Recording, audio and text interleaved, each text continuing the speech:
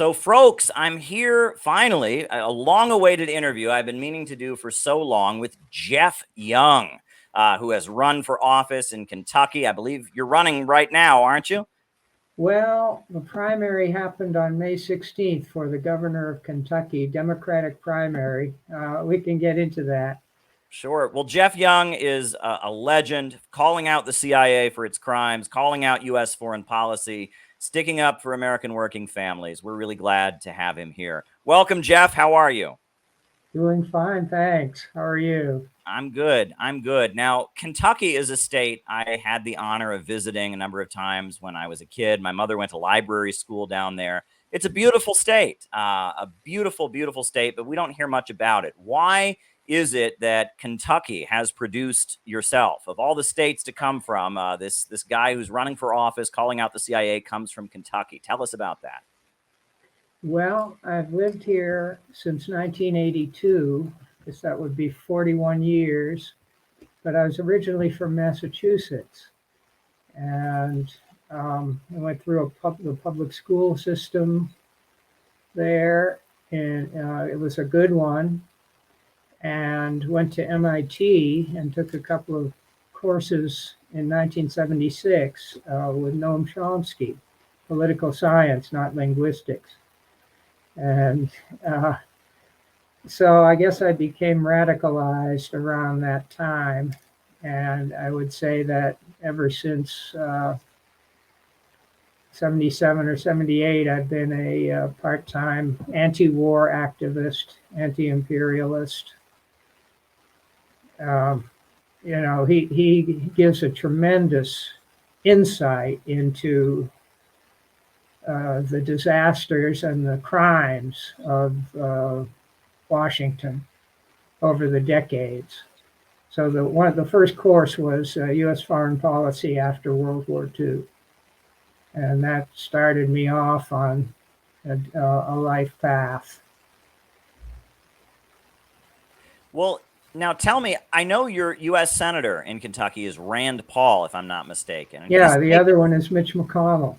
Yeah, Rand Paul has taken some, critical stances of U.S. foreign policy. Why is it that Kentucky is giving birth to people like you and Rand Paul and others who are critical of the foreign policy establishment? Well, also Thomas Massey, Republican in Northern Kentucky, in the U.S. House. I don't know why. There's a pretty strong libertarian current in Kentucky. Tea Party, Libertarian, the Libertarian Party of Kentucky is relatively well organized and large, somewhat large. In fact, they may have influenced the outcome of a very close election for governor in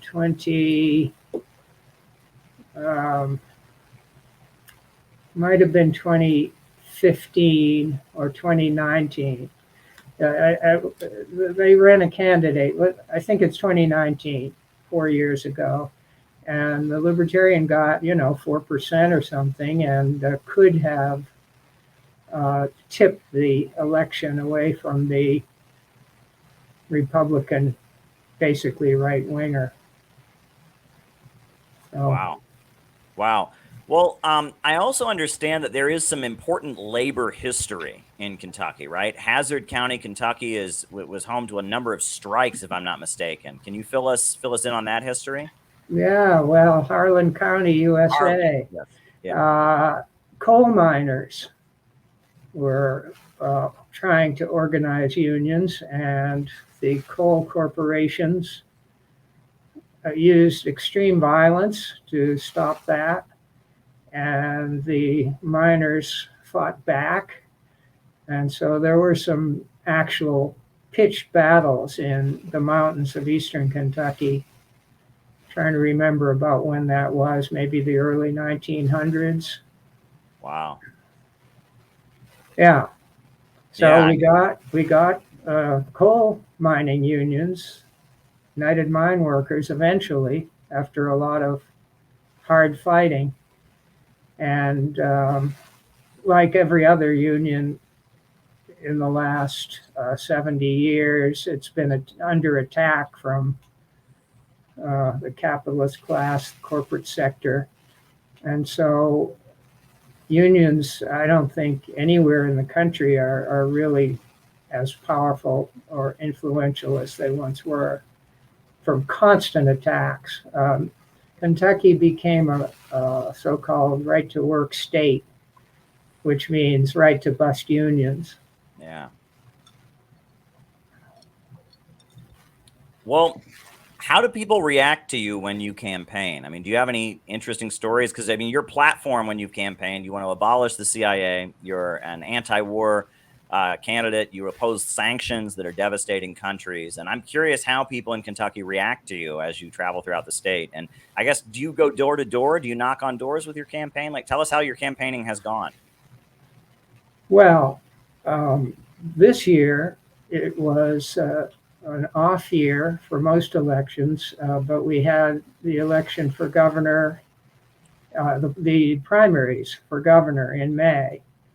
And I didn't have a chance to do much door to door this year. My team and I did a lot of door to door last year, 2022, when I ran for the U.S. House of Representatives against a far right wing Republican incumbent, Andy Barr. I don't know if you've even heard of him, but Nope. he's a member of the House Financial Services Committee. So he spends a lot of time developing new sanctions on Russia and China and getting them pushed through the U.S. House. He's kind of like the king of sanctions.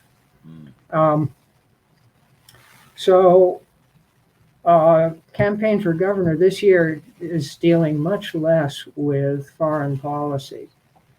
The incumbent is a Democrat, and I spent a lot of time still engaged in court fights. I'm not an attorney, but I've been suing the Kentucky Democratic Party for election fraud in primaries. Wow. Since 2015. That's 8 years, 8.5 years now.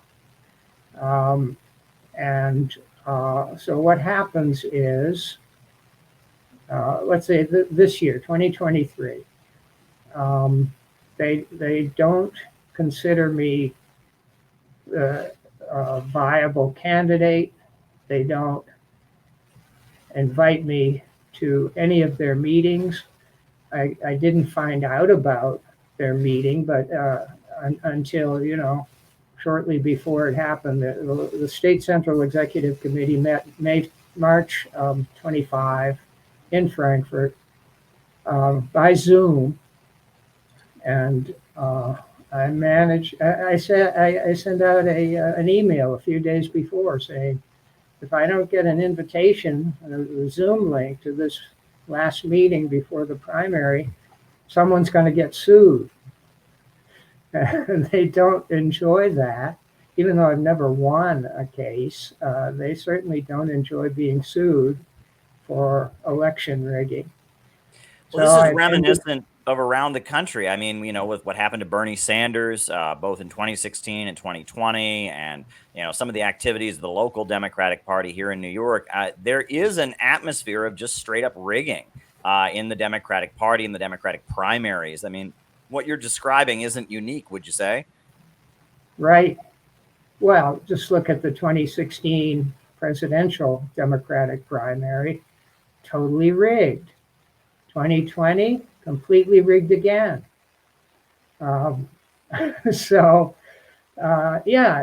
It's becoming an entrenched tradition in the national and Kentucky Democratic Party. So they started this meeting, and I'm there. I got the Zoom link. They didn't want to be sued again, and I can't say anything. I'm muted for the entire 3-hour meeting. Wow. And I don't know if anybody can see my mouth moving or not. I don't know what the people or what the Democrats are seeing when they look at their screen. So the key point of that meeting was a report from the bylaws committee, several prepared or proposed bylaw amendments. And the important one was they wanted to amend the bylaws, state party, to say that the party may now endorse one Democrat over the others in a primary and start working on that candidate, the favored candidate's campaign. And I was moving my mouth and trying to be recognized. You know, I had my little Zoom hand up there, but I was never recognized. I would have said, look, if you start working for one of the Democrats in a primary, you'll be violating a certain state statute, which says, more, you know, in layman's terms, any party that has primaries may not rig them. Otherwise, it defeats the entire purpose of having a primary at all. The voters, you know, the Democratic registered voters are supposed to decide who they want to be their nominee. But I would say they've been rigging it for over a century now. Ever since primaries started around the year 1900, they've been rigging them. Wow. So they are used to that. And so they changed their bylaw to allow them to endorse Andy Bashir, and immediately started talking about how we're going to organize this campaign and how we're going to make sure he wins. Wow. So I sued him. So again. Tell us about the platforms that you've been running on in the elections, because you have some very colorful and exciting platforms that have gotten people all across the country excited. Yeah, well, those would be for the U.S. House. I ran for the House, and let's see, working backwards, 2022, 2020, 2018, 2016. First one was 2014, U.S. House as a Democrat. So the platform there is, all right, 2022, I'll just give you my slogan, the entire primary. Unlike Andy Barr, Republican incumbent, I will never vote to send weapons to Nazis. I would say that with a perfectly straight face everywhere I went. Good. And my other plank was pro Roe versus Wade, pro Planned Parenthood, because Kentucky is moving farther and farther toward the right to life position. In 2022, in November, we had a ballot measure on the ballot to amend the Kentucky Constitution to say that there is no right to an abortion in the Kentucky Constitution. Fortunately, that failed, but it was very close, like 52 to 48%. So the people defending women's rights, women's health care, came out, organized, and defeated that by a narrow margin. So those were my two big issues. But other issues for governor this year are a state bank, like North Dakota has. Nice. To finance small businesses, and as opposed to large multi-state or multinational corporations. State bank. Oh, that could also really help lower the interest rates on student loans. North Dakota has experienced that. Supporting co-ops, protecting the environment. We had terrible floods because the coal industry for the last 30 or 40 years has been stripping the tops off mountains. Mountaintop removal mining. All the rock goes into the valleys. It's very porous. When it rains for a week, you get these floods, and that can kill people and devastate their homes. The flooding, the severity of it is really made worse by by decades of mountaintop removal mining, strip mining essentially, in the mountains. Out west, strip mining is not quite as bad because it's often flat, Wyoming. But when you strip mine in the mountains, you get devastation of whole communities get crippled, wiped out. So those are my main planks in this year. I filed a lawsuit, a ballot challenge before the primary, which the law says you have to file it before May 16th in this case. So I did that. The day before the primary, on Monday, the judge in Frankfurt just threw it out, basically for no reason at all.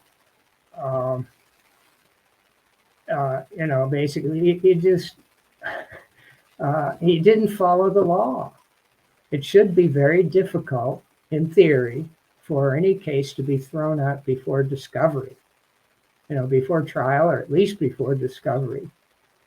And my lawsuit, my ballot challenge was really well pleaded. I talked about this meeting where they started working for one of the candidates, and I pointed to 2 Kentucky statutes.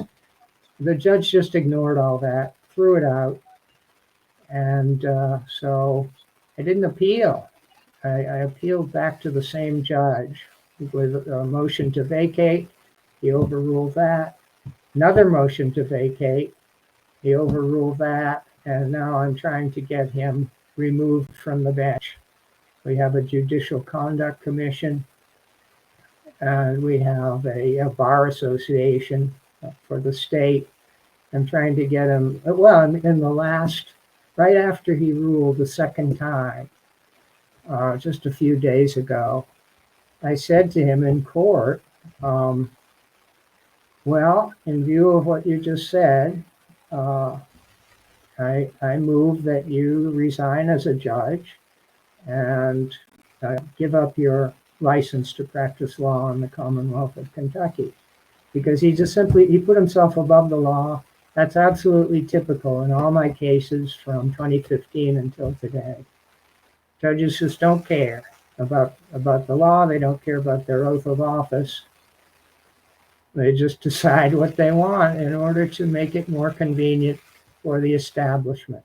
And I've sued both the Republican Party and the Democratic Party in Kentucky.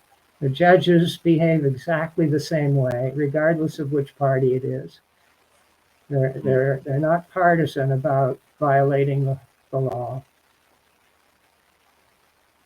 Wow. Well, you've talked about your background a little bit. You mentioned taking classes with Noam Chomsky back in the 1980s. 70s. In the 70s. Wow. Well, were you involved in any activism in those years? Have you been involved in, struggles? Yeah. You want to talk about some of the work you've done over the years? Okay. When I was still in Massachusetts, I worked with the Clamshell Alliance in New Hampshire that was trying to stop the construction of the Seabrook nuclear power plant on the coast of New Hampshire. Moved to Kentucky in 1982 and started working on the Central America peace community, peace movement to try to stop funding for the Contras.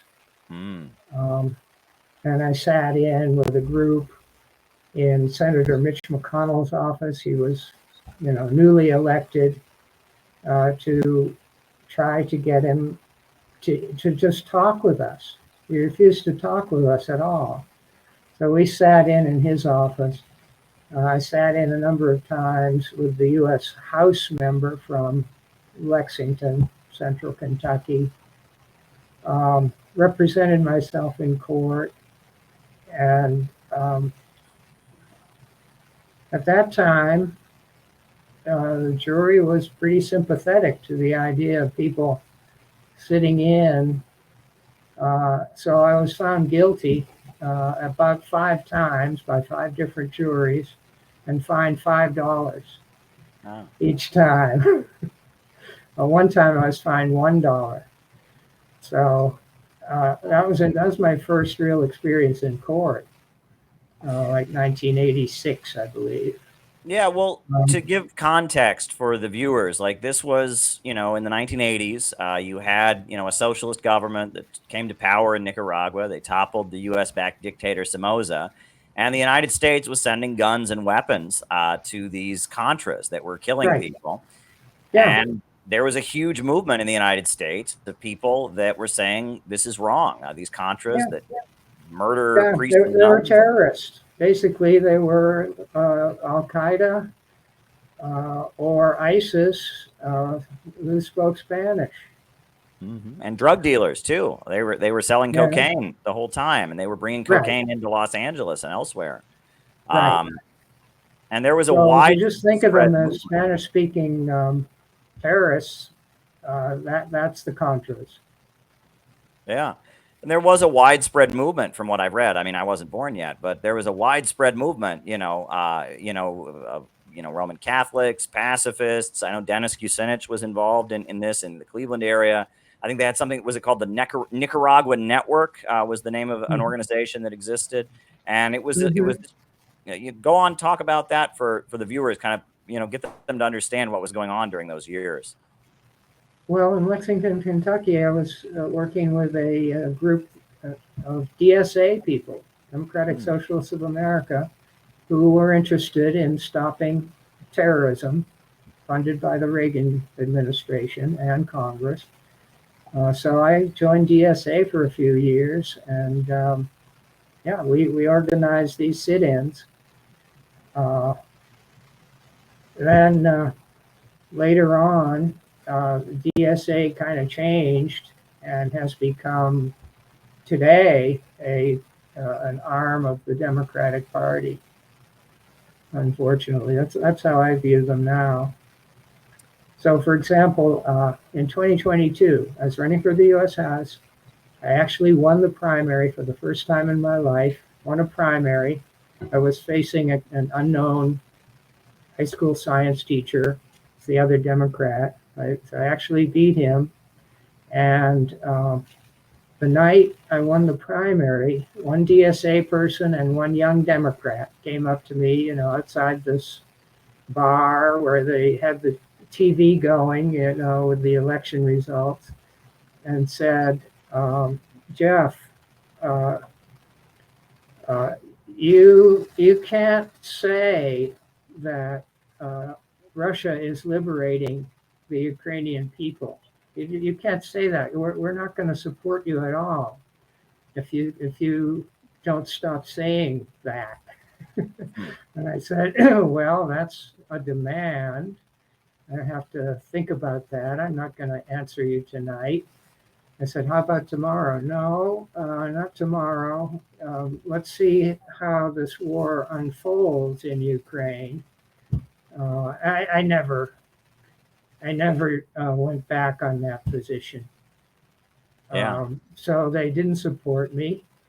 In the general election, I lost to the Republican, 35% to 65%, which, in a way, that's kind of impressive. The generic Democrat, when facing him in 2016, 2014, gets 40%. So I did only 5% worse with the active opposition of the Kentucky Democratic Party.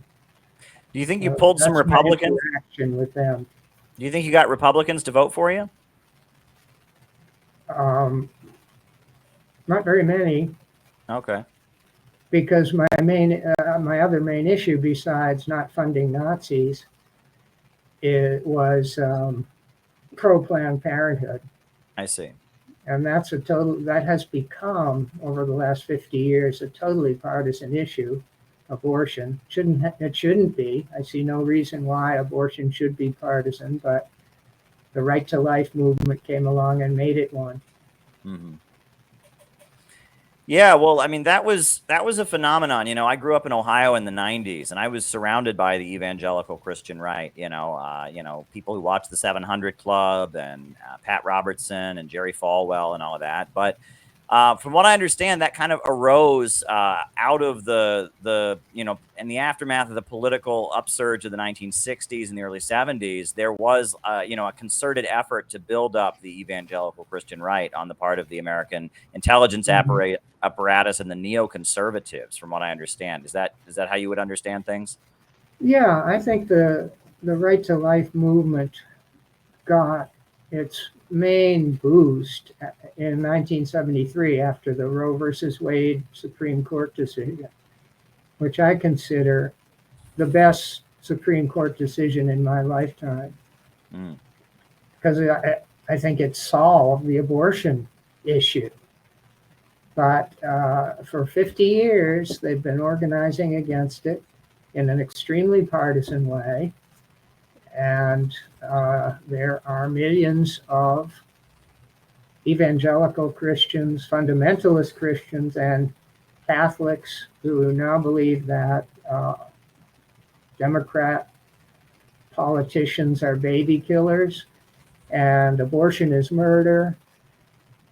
And it's really hard to talk to those folks, Mhm. so, because it's a matter of religion with them. I do try to talk with them, but the conversation doesn't last very long.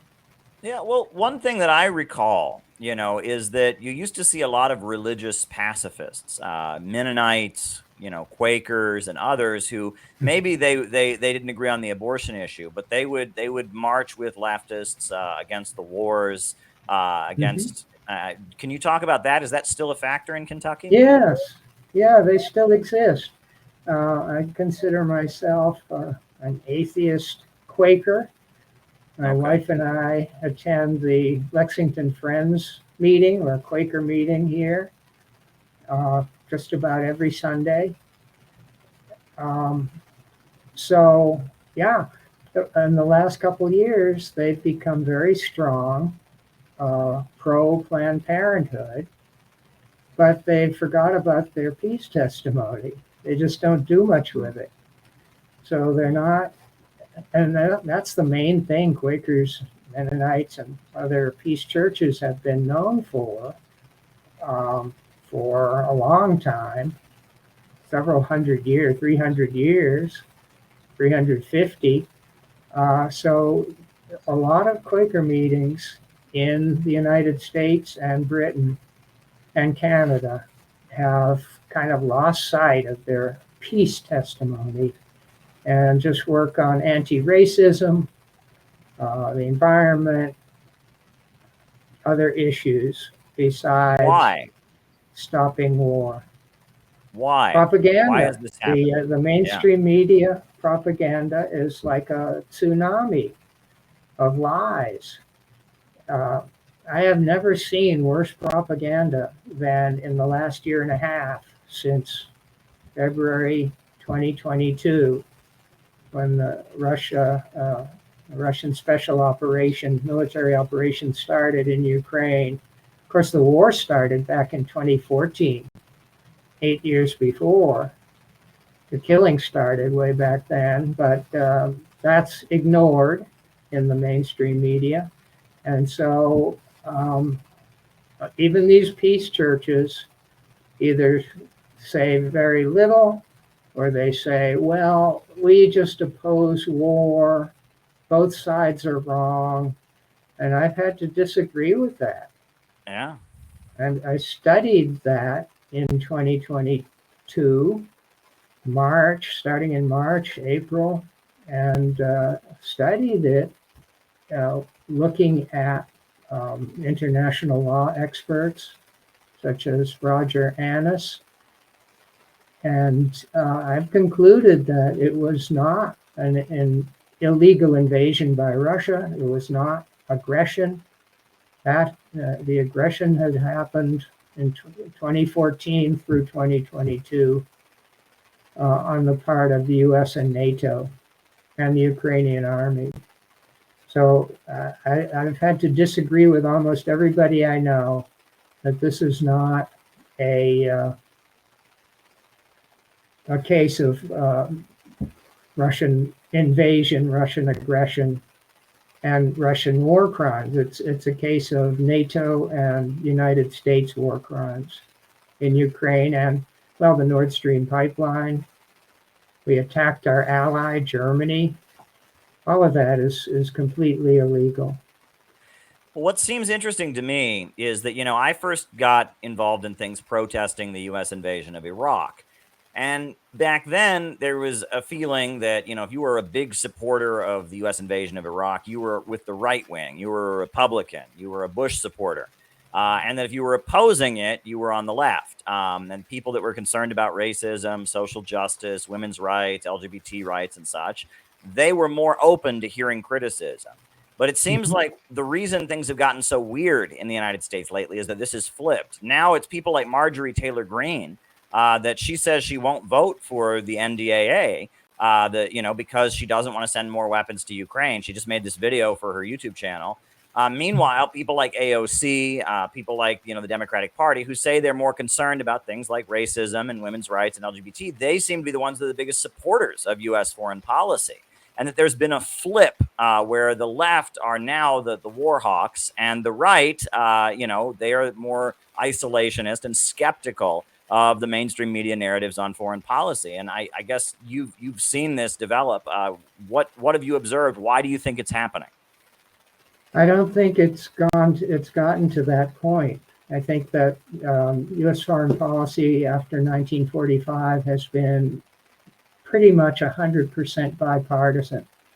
So you've got these occasional voices in the Republican Party that occasionally pipe up and say, no, we can't afford it. We can't send any more money to Ukraine because we have to defend the southern border or lower taxes or whatever.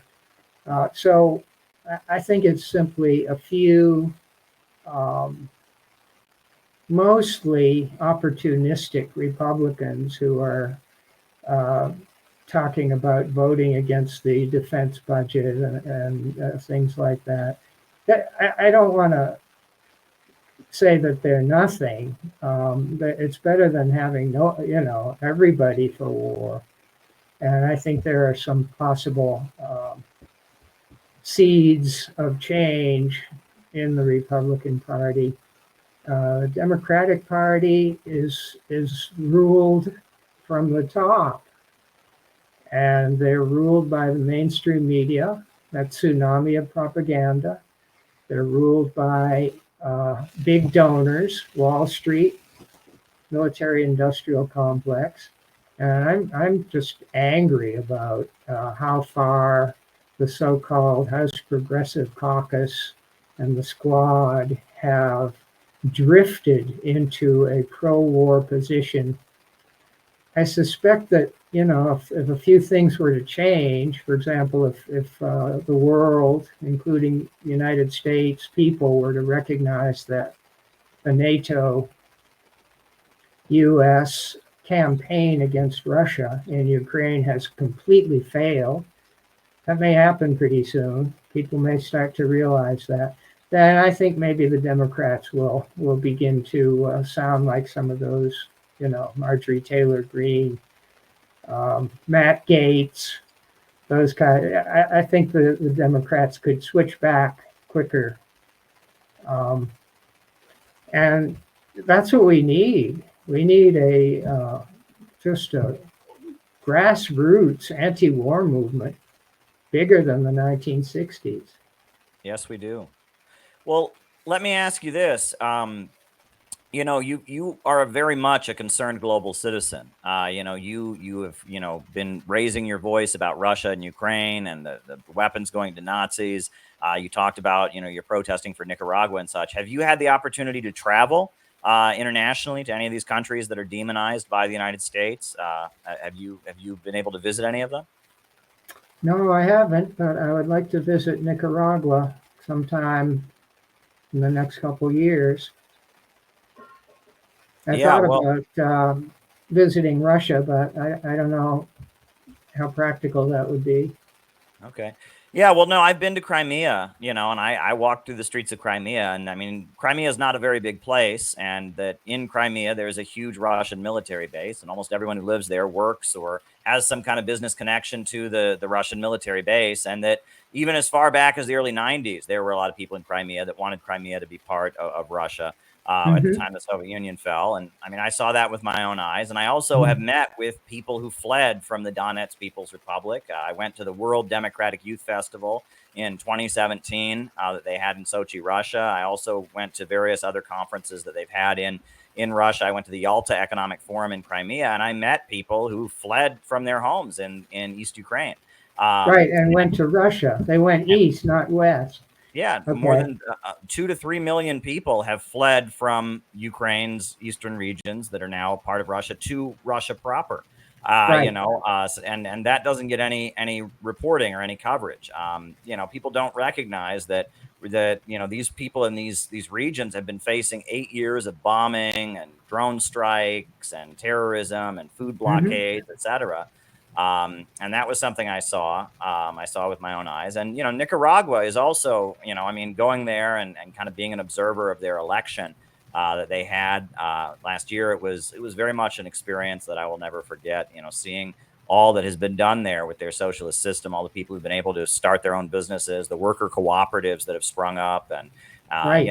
the way they talk about Daniel Ortega in the media, they call him a dictator, they call him a centrist or whatever, and that he's overwhelmingly popular with the people there, and that he's raised people's living standards. That's why he's popular.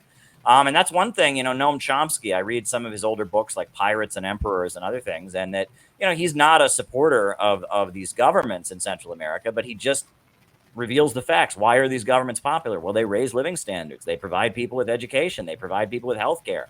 And that's just something that you can't say in American mainstream media. You can't acknowledge that. No, they're evil, brutal dictators. No, they're authoritarians. It's like, well, no, they're providing people the things that they really need that domination by Western capitalism is not providing them. And that's the basis of their support. And Noam Chomsky is saying this as an MIT professor, a renowned linguist, and dismissed as a far left extremist for saying that. And I think there's a film about Noam Chomsky they call Manufacturing Consent that was Hmm. made, and that was a very well made film, kind of critiquing mainstream U.S. media, the New York Times. I enjoyed that absolutely. So yeah, your campaigns have created quite a splash, not just in Kentucky but around the country. It seems like a lot of people who had never heard of you and were not paying attention to Kentucky politics heard about this guy Geoff Young who was running for office in Kentucky and loved his program. You want to talk about who you've met since you've been running for office, what it's been like, what the journey's been like? Okay. In 2022, early on, well, I guess after I won the primary in May 2022, I was contacted by folks at Covert Action Magazine. Excellent magazine. I think it's been publishing since the 70s, and we became allies. And I got some articles published in there. One of them was on why Joe Biden should be impeached for war crimes. I gave 5 reasons why it was necessary to impeach a Democratic president. I did another one on relations with China. I said that we should use the Logan Act of 1799 and start prosecuting Nancy Pelosi and Andy Barr, who also went to China. All of these people who visited, they visited Taiwan. All these people who visited Taiwan, the Logan Act says, individuals are not supposed to be making the policies of the United States if they differ from the official policy. So our official policies since Nixon in, I think it was 1979, when he went to China and did détente with them, official position has been a one China policy. Taiwan is part of China, will someday be reunified with the mainland. And so all these idiots from Congress who have gone to visit Taiwan are guilty of violating the Logan Act and should be prosecuted and sentenced to 3 years in prison. That's the original 1799 penalty for violating it. I had an article in Covert Action magazine on that. I've met people from all around the country. My campaign for U.S. House in 2022 was a national campaign. And I got very little support from Kentucky voters of either party, but I got a fair amount of contributions from Marxists, socialists, a little bit from libertarians all over the country. I'm pretty friendly with libertarians, although, I don't agree with them about the environment and economics, but we're pretty much in agreement on war and peace, which I think is the most important issue. And you're a big supporter of Julian Assange as well, if I'm not mistaken. You want to talk about that? Well, I am with, millions of other people all around the world. The United States has never had legal standing to persecute him or bring any lawsuit against him. He's a publisher and a journalist, and WikiLeaks is simply publishing information that has been given to them by leakers. And if that right is taken away, if Assange is extradited to the U.S. and thrown in prison and dies in prison, it will be a terrible precedent for any journalist anywhere in the world. He's a citizen of Australia. So I consider the prosecution or persecution of Julian Assange by the U.S. government to be an impeachable offense. Certainly impeach the Attorney General and also the President for attacking the First Amendment, freedom of speech, freedom of the press. It's a it's a frontal attack on the First Amendment. I think that's a really good reason to impeach a president. And what about the charges against the Uhuru movement, the Uhuru 3, that are facing possibly 10 years in prison? They're charging them with being Russian agents just for running for office in St. Petersburg, Florida, just for, running a farmer's market. Have you heard of this case? Yes. Yeah, it's a good group. I mean, I hadn't heard of them till recently, but they're doing good work. And they're doing nothing but exercising their constitutional right to speak freely about public issues, and they're being criminalized. I think the U.S. Department of Justice is just out of control. They must be desperate because they're going to such lengths to enforce their narrative about international relations and, Russian, what was that?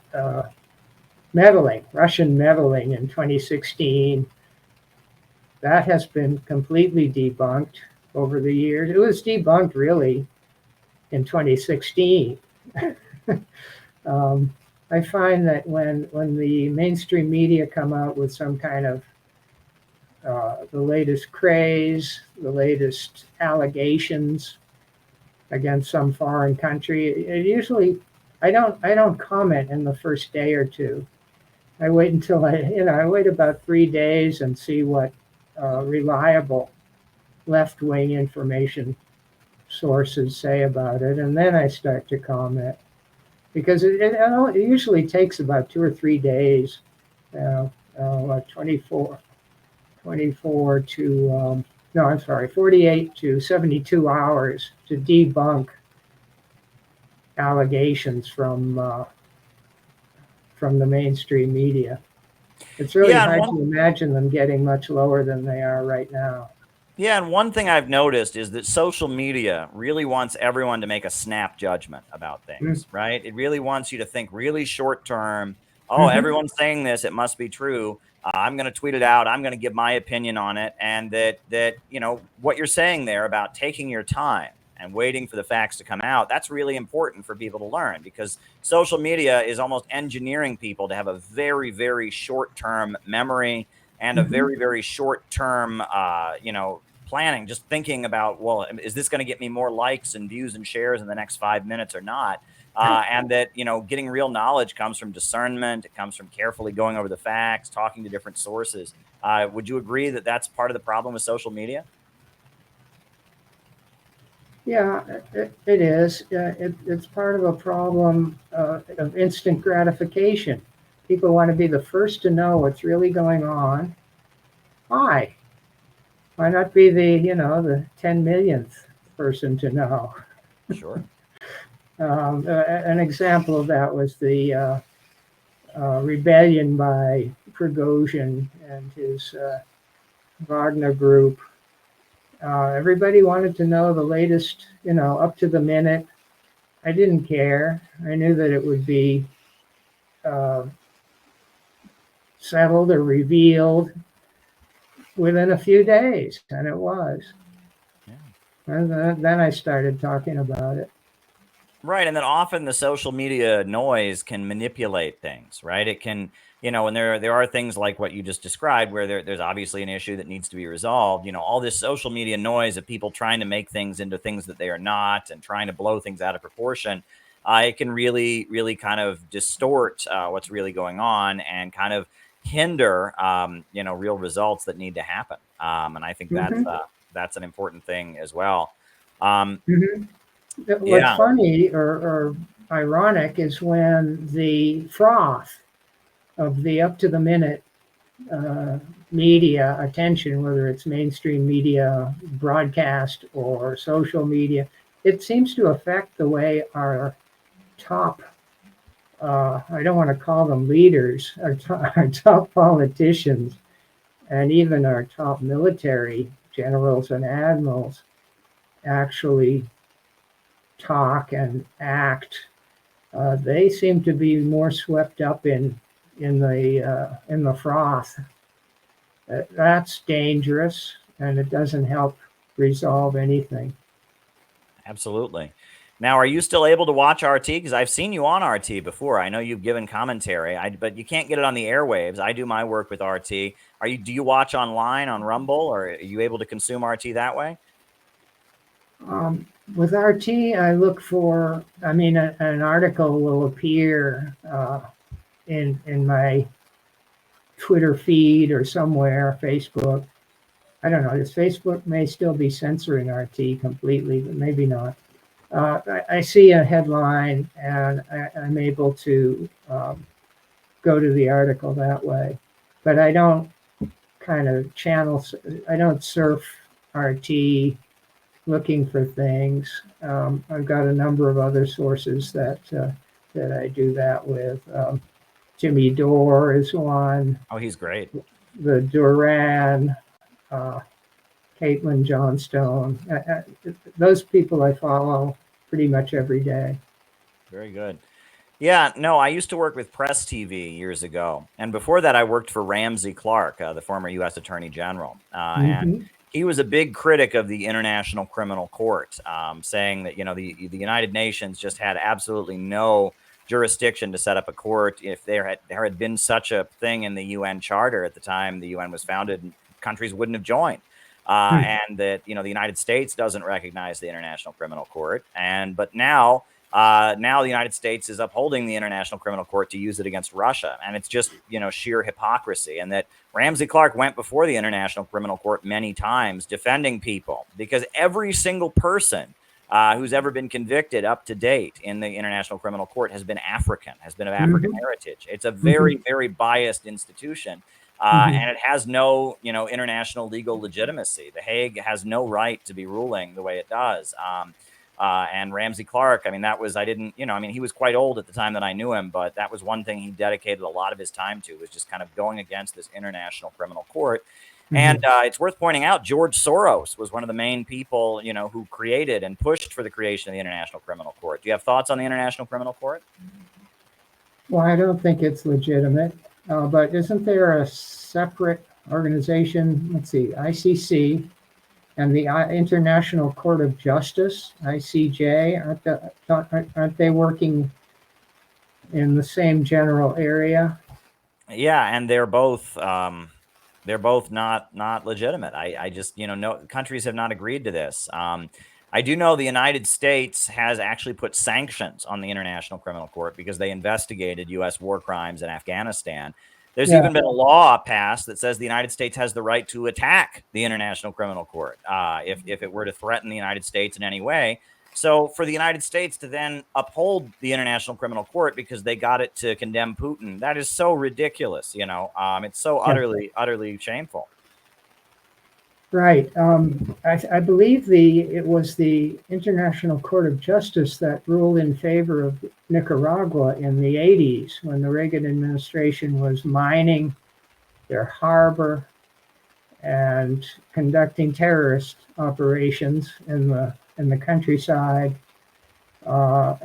So I read about a week ago that Nicaragua is trying to get that judgment in their favor against the United States implemented. So they're pursuing legal measures right now to get that one ICJ decision enforced.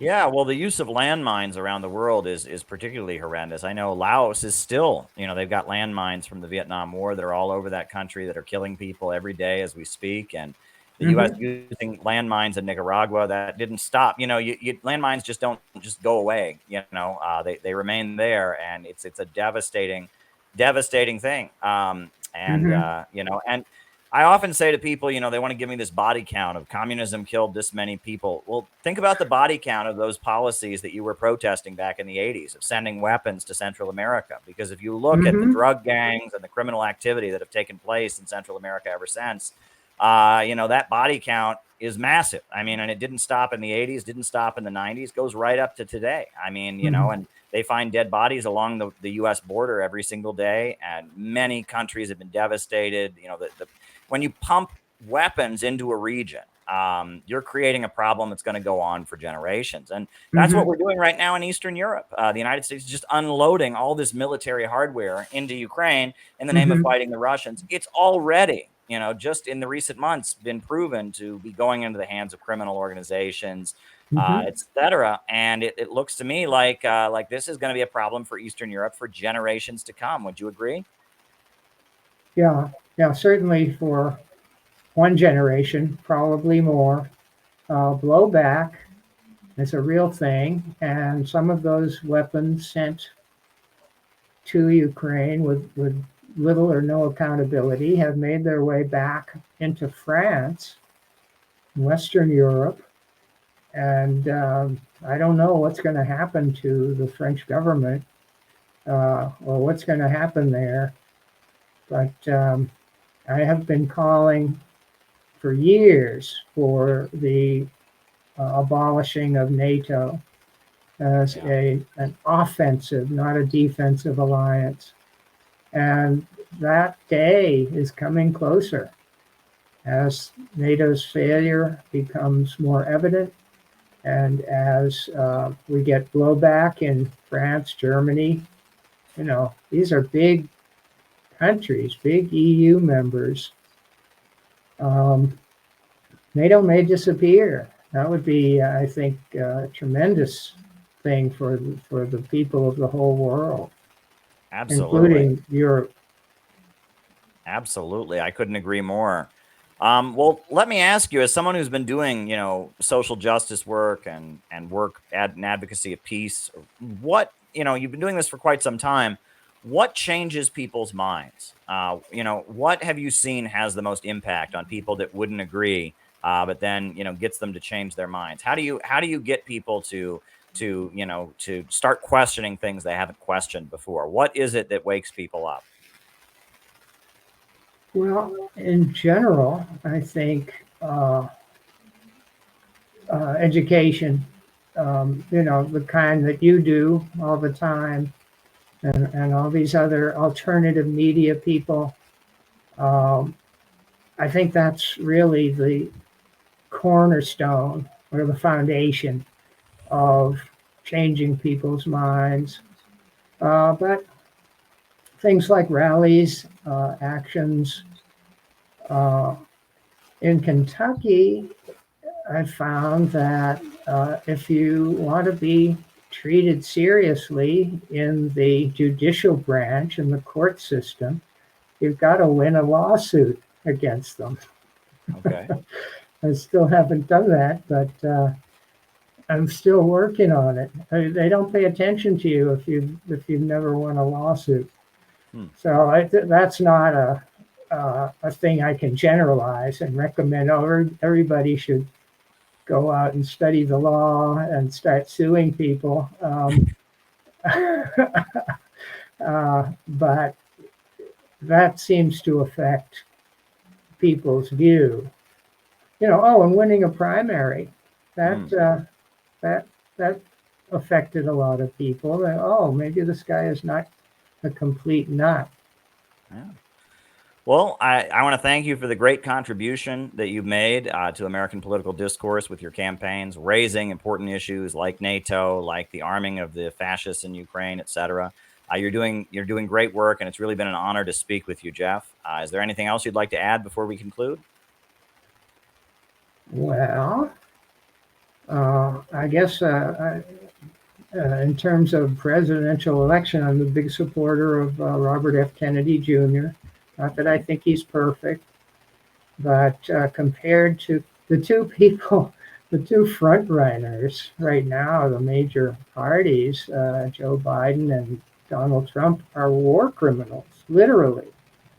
You know, starting with Noam Chomsky's explanation of the UN Charter and what it means, international aggression is the supreme war crime, and every president from 1945 until today has been a war criminal in that they've committed aggression or mass murder or you know, overthrown elected government or any kind of government. All of that is strictly illegal in international law. So we've got two war criminals and one decent guy who talks a lot of sense on a lot of issues and does not appear to be an egotist. So I'm for RFK. I also want to thank you for having me on and you know, starting what I hope will be more conversations in the future. Absolutely. It's you have, over the past, let's say, 3 or 4 years, your podcasts have informed me about Marxism and the successes of socialism all over the world, more than I was before. So I appreciate that. Thank you for it. Well, it's good to know. I didn't realize you'd been listening, but I'm really glad to hear that. And it's Yeah, really, really it's great true. to have you. I've learned a lot of things. Great. Well, I'm really glad to hear that. Well, thank you for all the work that you do, and I'm sure we will talk again. And thanks again. Okay, great.